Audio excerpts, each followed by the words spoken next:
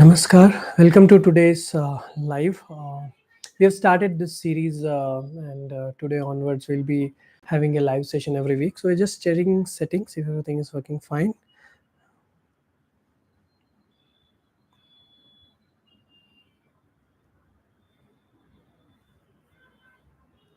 So here,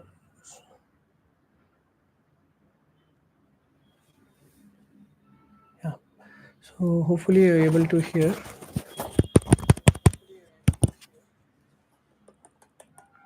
Okay, great.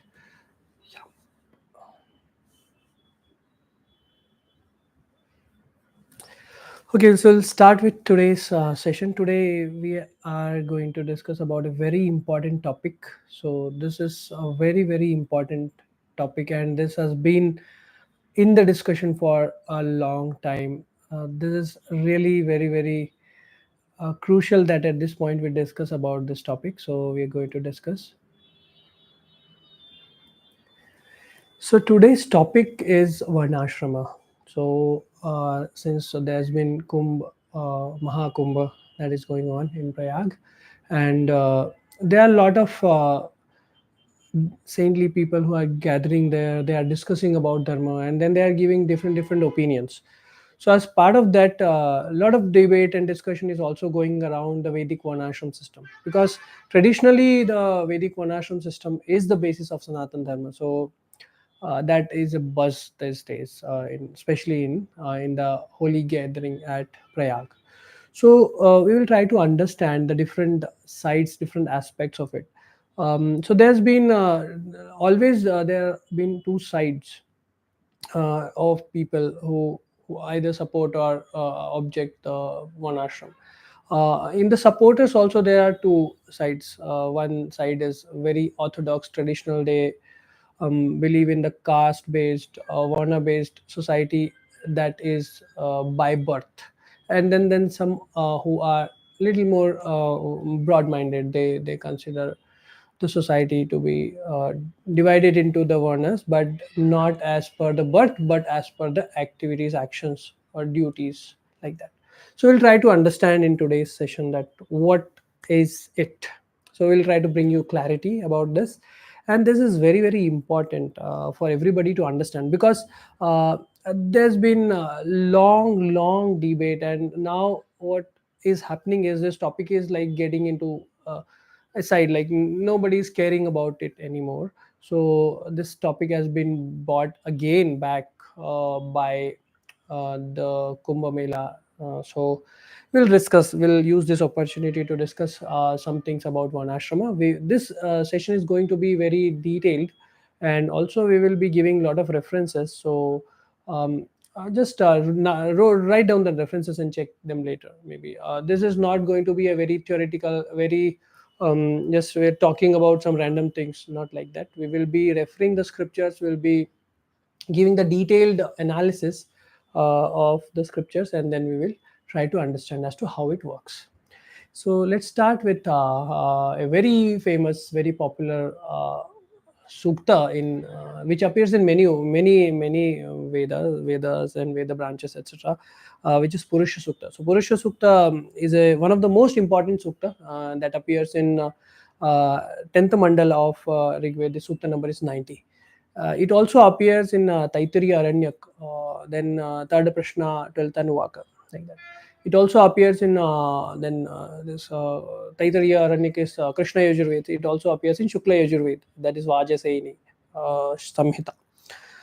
It also appears in Atharva Veda, and there are a few other places it appears. It also appears in a lot of Purana, like especially Srimad Bhagavat has a very special section dedicated to it in the second canto of Srimad Bhagavat, where the Purusha Sukta is confirmed, or the Purusha Sukta is explained in detail. And then the commentator Sridhar Swami has given very detailed commentary linking to each sukta, each mantra of Purusha Sukta to the verses in Srimad Bhagavat, and then he has established that analogy.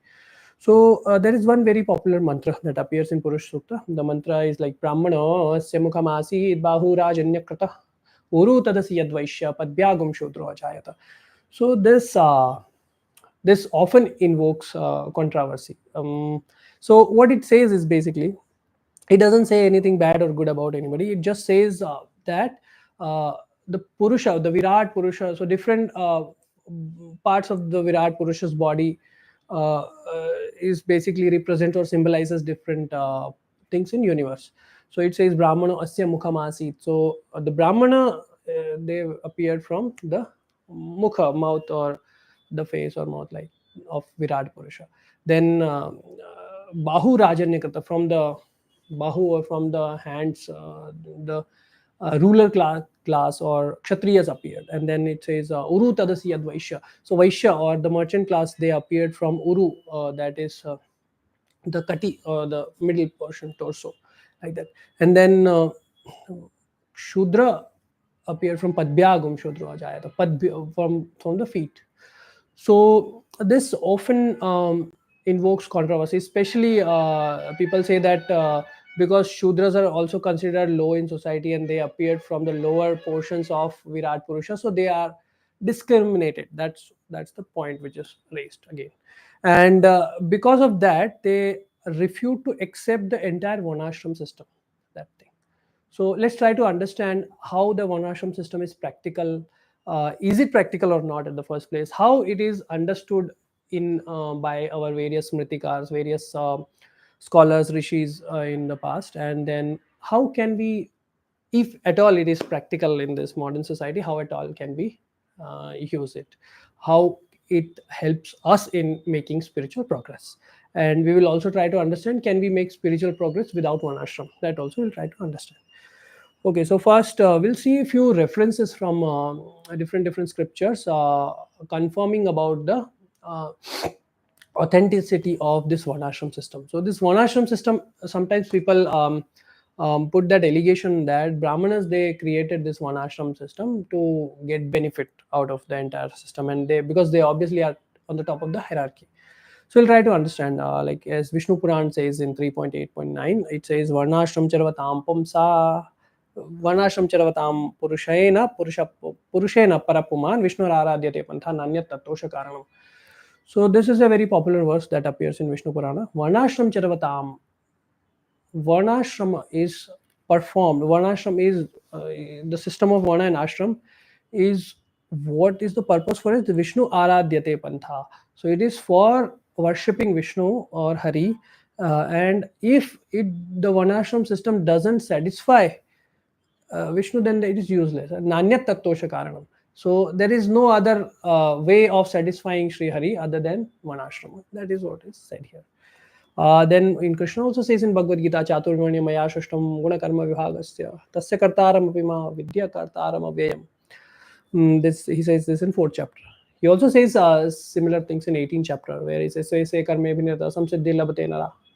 So by following one's occupational duty, one can achieve the perfection. So then he explains how can one achieve perfection, and then he explains about different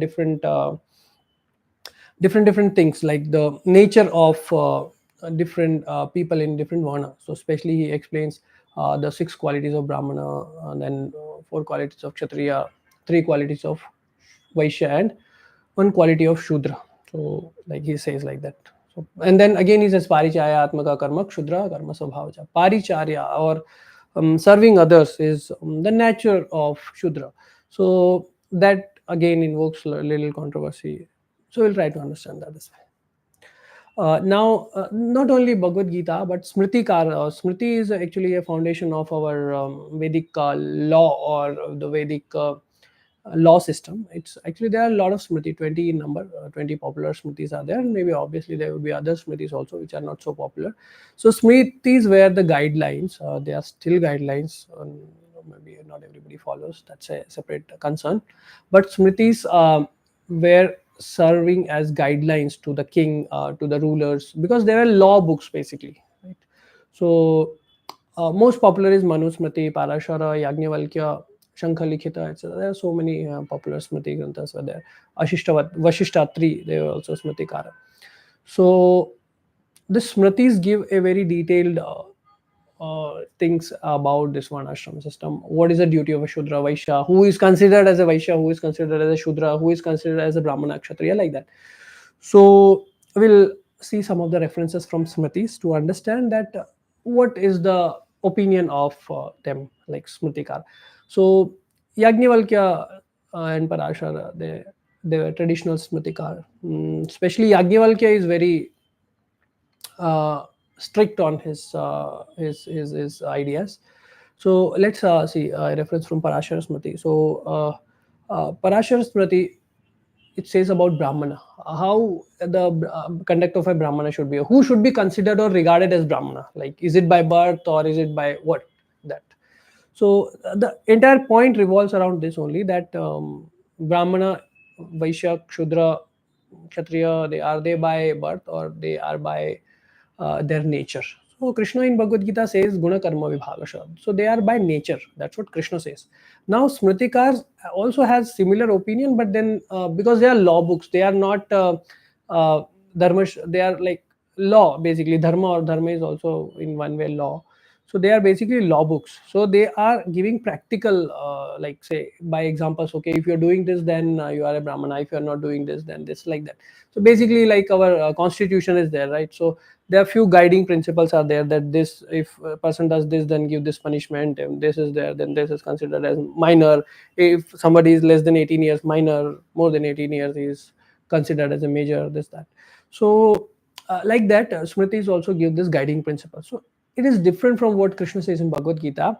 Krishna says that Guna Karma Vibhaga Sho, that is the principle. That is now like you can think it like the preamble of our constitution, like that. It's basically it's a founding guiding principle. So now every other Smriti has to follow that. That's how it is, right?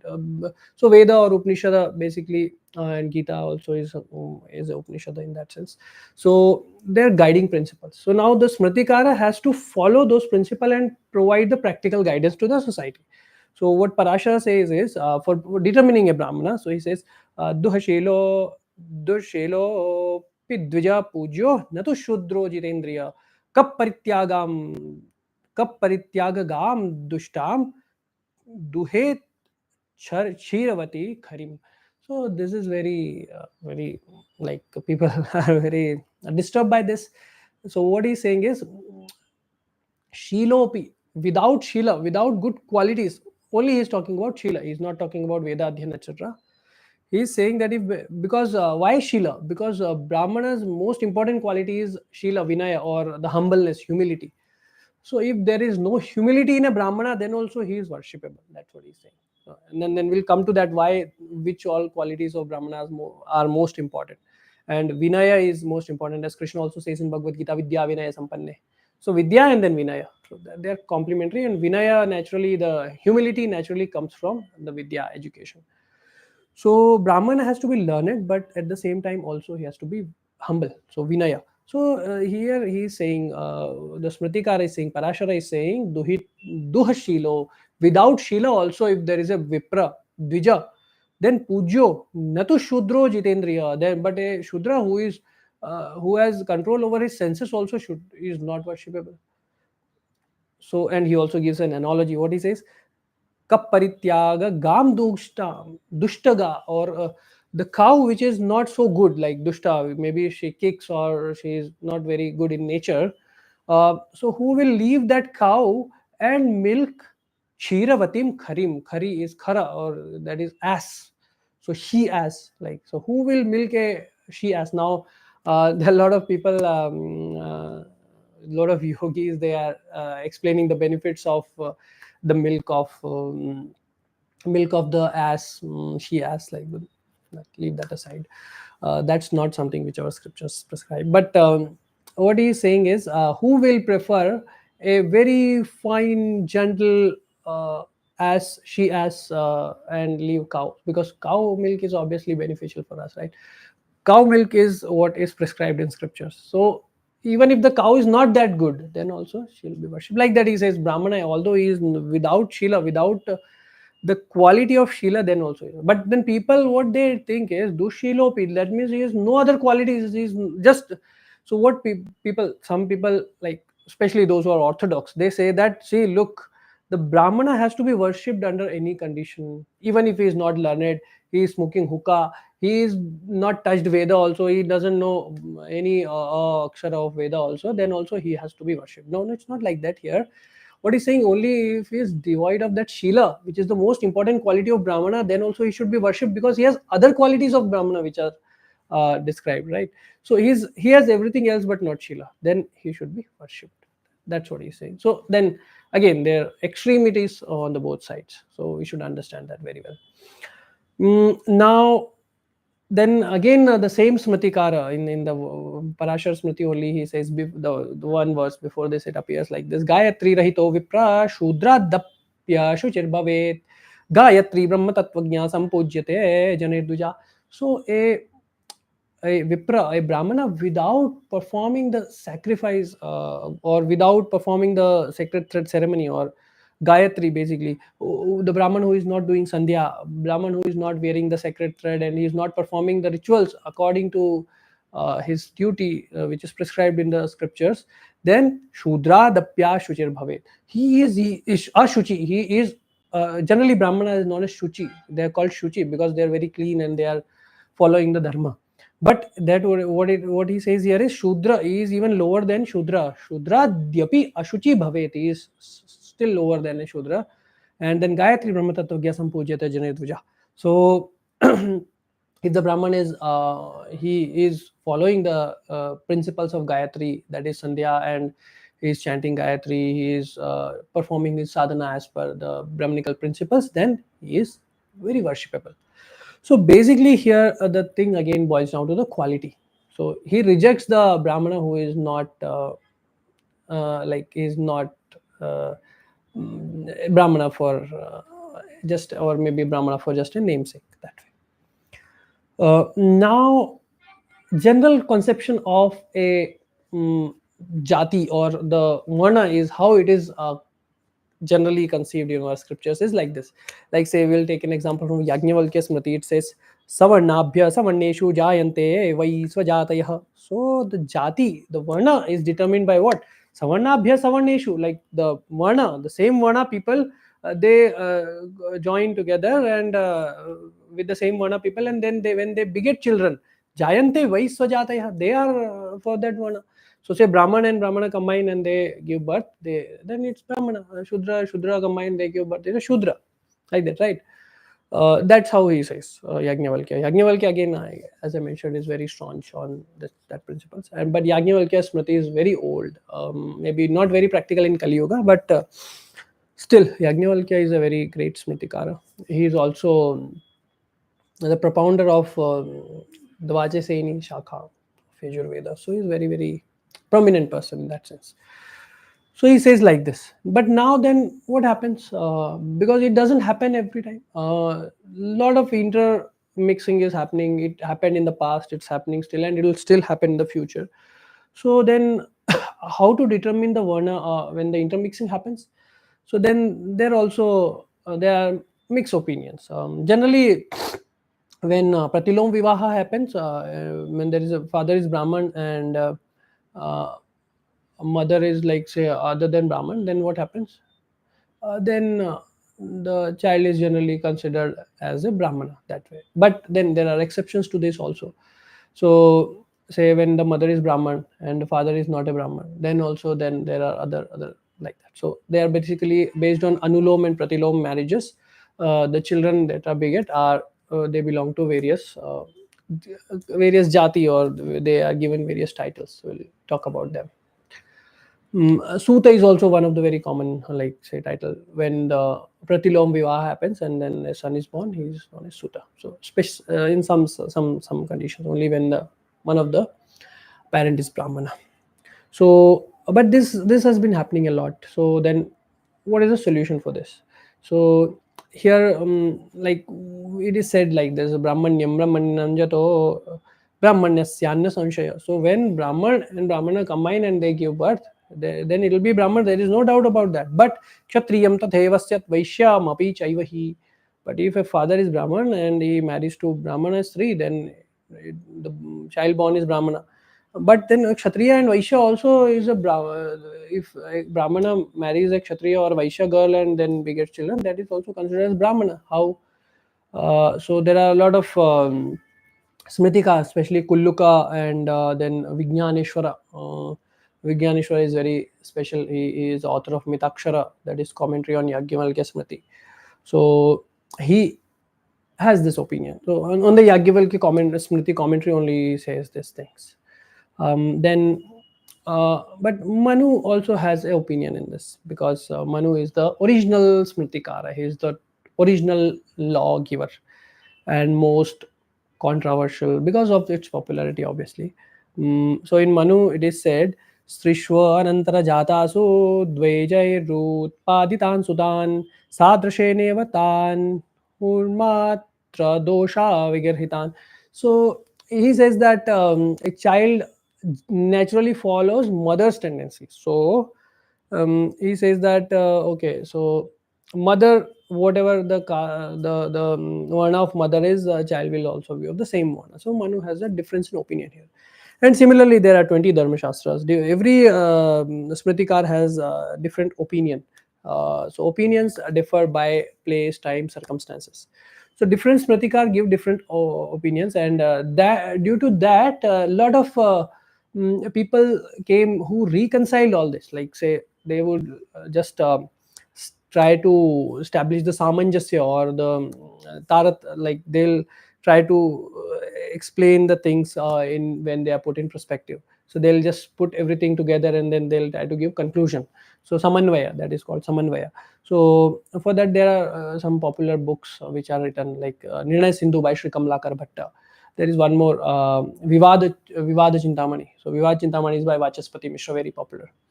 So this kind of books came into existence. They would resolve the conflicts in the Smritis, and they'll present their ideas, and they'll present the conclusions. But then it also doesn't work every time, and that's why every time there is a Dharma Sansad, then they'll discuss things, and then they'll give their conclusion. So this is very prominent, and that's why Yudhishthira Maharaj says that Tarko to when Yaksha asked him a question in Mahabharata. So he says that Tarko Pratishtha Shutayo Vibhinna Nasya Vrishir Yasya Matam Na Binnam Dharmasya Tattvam Mahato Nihito Guhayam Mahajano Yena Gata Sapantha. So this tattva, or this the essence of dharma is not very easy to understand. If you try to understand using Shruti, then what happens? Shrutis say different things. Shrutaya vibhinno. So Shruti says different things. And also, okay, so if you try to go to a rishi, okay, maybe he, because he has read all the Shruti, he is learned in Shruti, can he say no? Because Nasya Rishiryasya Matam Na Binnam, every rishi will have its own interpretation of Shruti, because otherwise you will not be a good philosopher, right? Unless you say something different, then you are not a good philosopher. So to be a great philosopher, you have to cut the things, or you have to refute the things which are said by the other philosopher. Otherwise, who will listen you, right? That's how. So Shrutoyo Vibhinna, Nasye Vrishiryasya Matam Na Binnam, and then he says, okay, then what is the solution then? So dharmasya tattvam nihito guhayam mahajano yena gata sapantha. So follow the footstep of great people who has followed in the past. That's what he says, right? So this is something which we'll try to understand. Now, and Mahabharata puts a lot of light on this. We'll see a few more examples from Mahabharata, like, say, in Anushashan Parva of Mahabharata, and this is also found in few other scriptures also. So there are various kind of people, like, say, Apashadas, Apashada, or the Shudra father, and other mother, like other Varna mother. So they are. Then Anulomaja. So those who are born from Anulom. There are two kind of marriages, Anulom and Pratilom. So those who are born by Anulom means father is of higher caste and higher Varna, and mother is of lower Varna, like that. Then Murdhash Bhishakta. This is also one of the category where mother is Kshatriya and father is Brahman. And then there are several other categories, like, say, Ambashtha, where Vaishya mother and Brahmana father, they become the children. So Mahabharata it says that they all can perform the Vedic ceremonies. They are all eligible for Vedic rituals. Some scripture says otherwise also. That's obviously there, but then Mahabharata says this, and there are a few other scriptures which also supports this. So there's a lot of confusion about this. Like some says this, some says this, and then Vachaspati Mishra, etc., or Kamlakar Bhatta, etc. They also try to reconcile, but then the situations change every day, right? What is happening now is different, and the principle is what Tattosha Karanam, to satisfy Hari, Vishnu. If you that Varnashram is not able to satisfy, or it is not able to elevate the society towards the spiritual path, then the Varnashram is of no use. So it is most important to understand, and we'll come to that later. So now this is important to understand that what is the purpose for Varnashram. So the purpose for Varnashram is, as it is said in Srimad Bhagavad, Ata Pumbhedija Shrestha Varnashrama Vivagasha Swanushthitasya Dharmasya Samsiddhir Haritoshanam. So its perfection is Haritoshanam. So when the Varnashram is followed, then Swanushthitasya Dharmasya, by Dharma which is followed by your own will, if that satisfies Haritoshanam, if that does Haritoshanam, or it satisfied Sri Hari, then it is successful. Otherwise there is no use. So it is a Shama eva hi kevalam, like and as we already discussed in Vishnu Purana, it's a Varnashram charavatam purushena paramapuman Vishnu aradyate pumsa ananyat tattosha karanam, Vishnu, or Vishnu aradyate pantha ananyat tattosha karanam. So there is a pathabhed there. So this thing is important to understand, that the guiding principle is that what is the purpose of one ashram? It is not to divide the society into four sections and okay, one section will rule over other, not like that. It is to give chance to elevate spiritually to everybody. So now how can we do that? That is one ashrama, and not like who is a brahmana determined by this method, determined by that method, all that is okay, unless it is fulfilling the purpose. If it is not fulfilling the purpose, then entire thing is waste, right? So it is very important, very important to understand that the purpose should be fulfilled. If the purpose of one ashram is not fulfilled, then there is no point having one ashram. Okay. So, but then shall we reject the one ashram altogether? Like there are some people who do, and okay, everybody is equal. It doesn't happen this way, because there will be always different kind of people. They'll need different kind of things, right? Different treatment, different ways to make spiritual progress. So we can't really restrict the spiritual progress of everybody by making everybody same, right? You can't do that. Say there is a very famous this saying that if you have to make everybody equal, okay, then you have to choose everything same for them. So like say path is also same, everything is same. So like there is a race between a horse, a lion, and a fish, and the fish will obviously get defeated, right? If that is in water, then maybe fish will win, like that. So it's not that same thing will be helpful for everybody. Different things will help different people in different ways. So that is the reason primarily why Varnashram was created, because every Varna people will have different inclinations, and as per their inclinations instructions will be given to them, and they can make spiritual progress, like that, right? So that's the purpose, that is the entire purpose of the Varnashram system. If that is getting fulfilled or not, that's the thing. And if that doesn't get fulfilled, then what Srimad Bhagavat says, Dharmaswanushita punsa Vishwaksena Kathasuya Notpadiyet Yati Ratim Shama Eva Hi Kevalam. If it doesn't, if a person doesn't develop rati, doesn't develop attraction towards the Hari Katha, or towards the principles of Dharma, which leads to the liberation, then what will happen? Shama Eva Hi Kevalam. The entire effort is only Shama. Like it is said, Shama hi Shama phala tasya hyadhenu vivarakshita. Like that also it is said in scriptures. That it is only the result of Shrama is only Shrama. Why? Because is doing something, doing for sake of doing, but it is not giving any results. Then what is the use of that kind of dharma?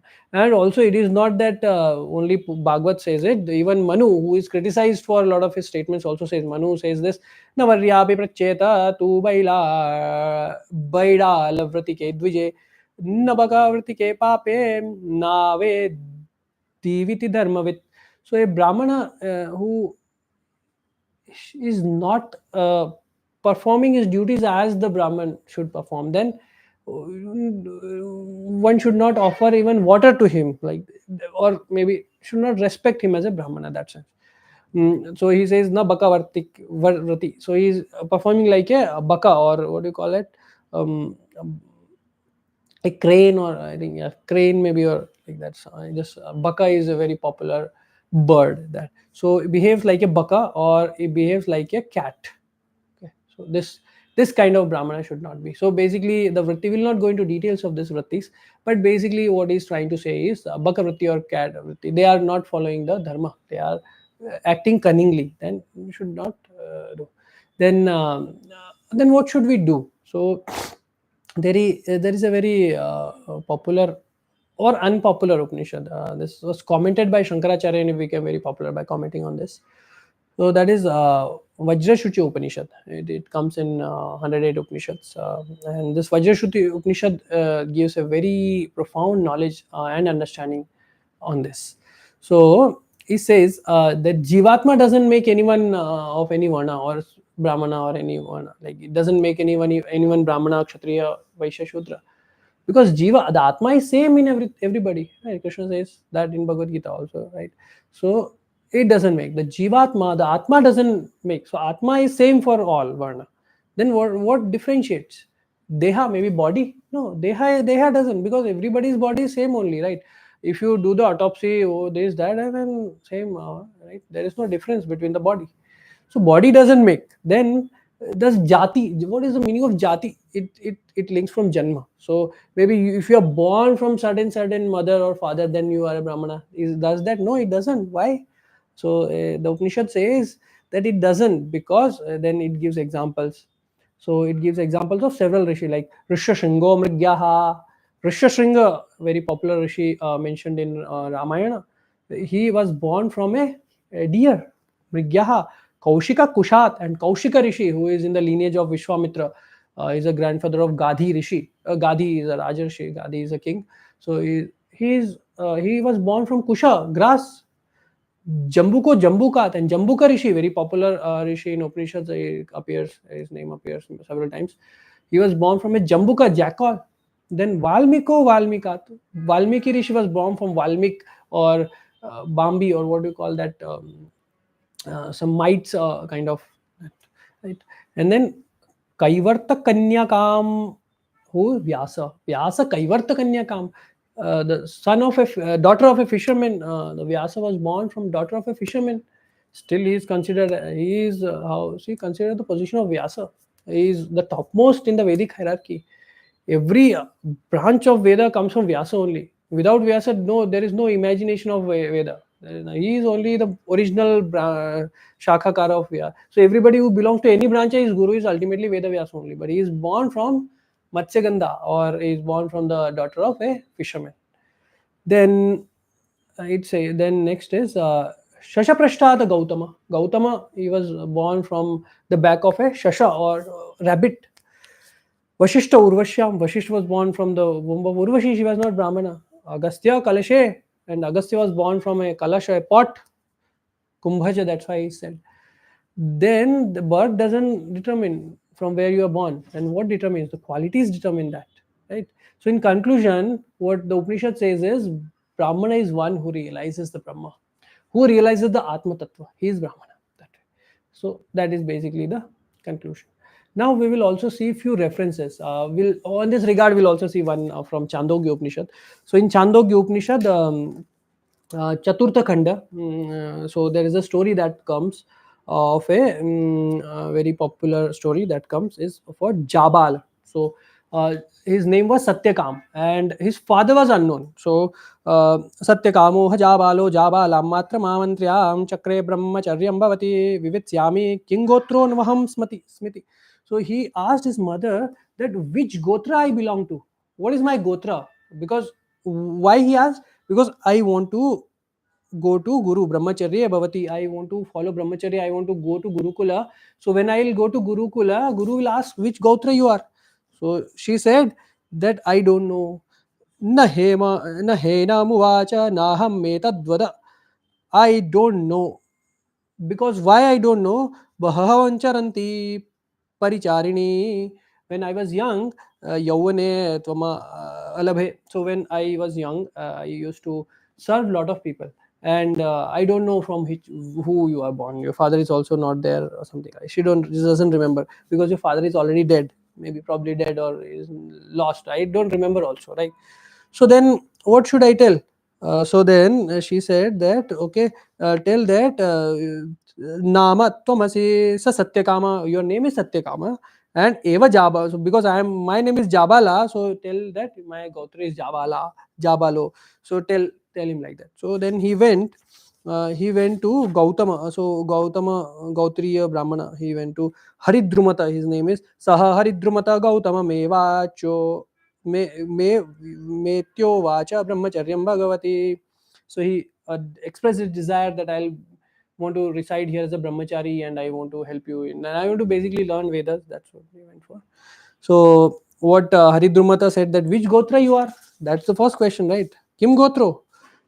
Then he said that he gave everything true. Like he said that my mother didn't know the Gotra and all that, and my name is Satyakama and my Gotra is Jabala. So my name is Satyakama Jabala. You can call me like that. So he was very satisfied with that answer. He said that because तहोवाच नैतद् ब्राह्मणो विविक्तुमर्हति. If there is, you cannot be a non-brahmana because you are talking such straightforward words. So I'll do your opinion tamupaniya, I'll give you your opinion. And then she says, then he gives the instruction that okay, take this 100 cows. And then the cows were not of very good condition, so Guru instructed him to okay, go and help this cows. Okay, that's I mentioned, like go, you just go and graze the cows in forest and then come back like that. So he took them, and he also promised one thing, that I'll, when I come back, there'll be 1,000 cows out of this 100, then only I'll come back. So for several years he went, and then he came back, with 1,000 cows, after, like say, the cows increase in number because of the progeny. And then the Guru became very happy and all that follows. He gives him Brahma Vidya, he gives him Vedic knowledge, everything. So the tradition is not like okay, your birth is Brahmana, then only you are a Brahmana. So the one last thing we'll discuss, which is very very important on this topic, and then we'll conclude this.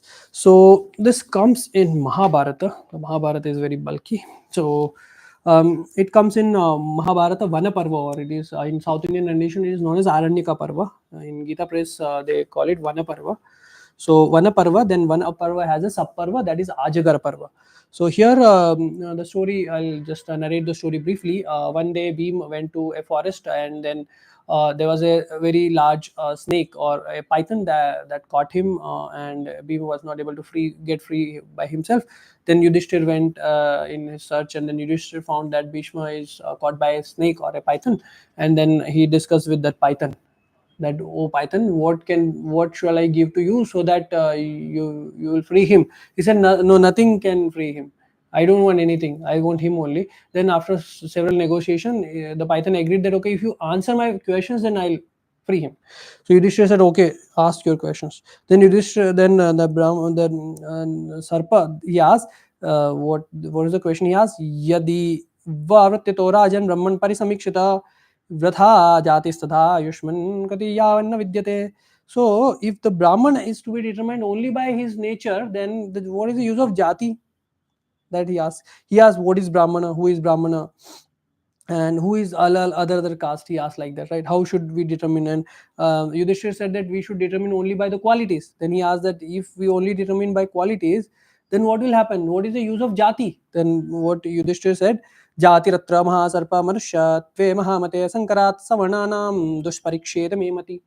So it is very very difficult to identify jati, because what has happened is sankarat sarva varnanam, there is a lot of sankara, a lot of intermixing in varna that has happened in the past, and he is saying 5,000 years from now. So now imagine how much sankara would have happened. So then he is saying that no, it cannot be determined. It can only be determined by what? It can be determined by only the qualities. And then he also says one very important thing, prangina abhivardhanat punsa jata karmo vidiyate tasyasya mata savitri pitata acharya uchyate. The twice born is born twice. So the everybody is born Shudra, right? And if he has to become twice born or Dvija, then what he has to do? He has to take shelter of Savitri Mata. Savitri is Veda Mata, and Acharya as a Pita. And then his Upanayan happens, and then he becomes a Vipra or a Dvija, basically. And then he also said that after this is done, Jata Karma is done, then also the qualities are very very important. So he says like this: Kritakatya punarvarna yadi vrityam na vidyate sankarastvam nagendra balavan parisamikshita. So he says this kind of things. And then finally he says that I'm very sure that the main quality of brahmana has to be there, otherwise he cannot be considered as a brahmana or that varna. So with this we come to the end of this, and at the end of this we'll bring the solution. So what is the solution? Like because the Varnashram is the basis of our Sanatan Dharma, because it helps in elevating the spiritual consciousness. It helps us in attaining the purpose of the human life. Because otherwise, what is the difference between human and animals? Right? As Chanakya Pandit says, Dharmo hi tesham adhiko vishesha dharmena hina pashubi samana. Otherwise, there is, if we are doing these four things, ahara, nidra, bhayamai, tunam cha, then we are pashubi samana. We are as good as animals. Then, if we want to become better than animals, then what is that dharma? And how can we take help of dharma to elevate our spiritual consciousness? That is Varnashram. Varnashram is the arrangement for that. So if that arrangement is not working, then maybe tweak the arrangement, do something, make it work, right? So very practical Varnashram for these ages, uh, because all there will be always people with different categories. Okay, so understand this thing, that a person who can become eligible for doing this. So say if a person wants to say do the activities of brahmana, his inclination is towards that, then there are processes, especially the pancharatra scriptures prescribe the processes for a person to become a brahmana, then officially a brahmana, like that. So it is said like mercury, when it is mixed with lead or tin, some metal, and then some reactions happen, then what happens, that becomes kanchana, gold. So similarly tatha yatha diksha vidanena dvijattan jayate nam. So similarly, by the process of initiation by a proper guru, a person can become dvija, and then he can elevate himself to the level. Maybe not everybody has that inclination or opinion. That's okay. That's fine. We need people who want to fight, but then the fighter should be as per dharma. We need people, merchant class people. We need, right, Vaishya. We need Shudra people who are doing working in under, like in doing jobs, any kind of job, right? So we need people for of all categories, and people are there of all categories. Then only thing is, different person will have a different instruction that is already there in the scriptures. So, as per the person's inclination, as per the person's guna karma, his qualities and his activities, he can follow the instructions of the scriptures and elevate spiritually. So that's how the practical varnashram is. It is like, if we are very rigid only about that thing, that okay, only I'll go if brahmana by birth is only brahmana, and then all that, then what will happen? 99% of the brahmanas will not qualify as brahmana. Okay, the next generation is gone. That's what it is said.